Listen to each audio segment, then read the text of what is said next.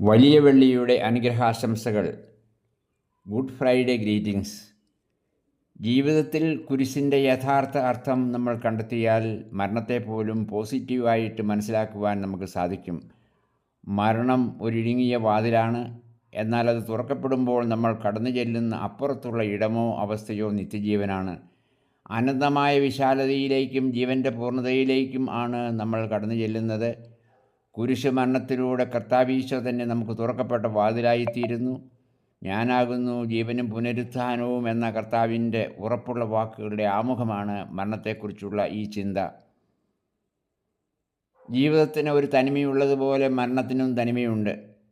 നിത്യതയിലേക്ക് കടക്കുവാനുള്ള എൻ്റേതായ വാതിലാണ് എൻ്റെ മരണം. തനിമയിലുള്ളതായിരിക്കണം നമ്മുടെ ജനനവും ജീവിതവും മരണവും.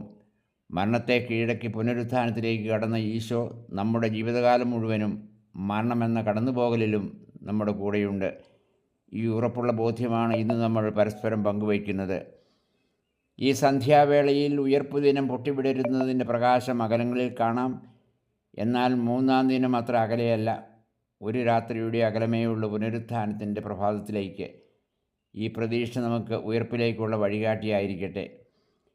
കർത്താവീശോയുടെ മരണത്തിൻ്റെയും കടന്നുപോകലിൻ്റെയും ഹൃദയസ്പർശിയായ അനുസ്മരണവും അനുഭവങ്ങളും ഈ അവിസ്മരണീയ ദിവസത്തിൻ്റെ അനുഗ്രഹങ്ങളായി ഈ സന്ധ്യാവേളയിൽ ഏവർക്കും ആശംസിക്കുന്നു. സ്നേഹപൂർവമായ ആശംസകളോടെ ഫാദർ ജെയിംസ് പുറത്തയിൽ CST.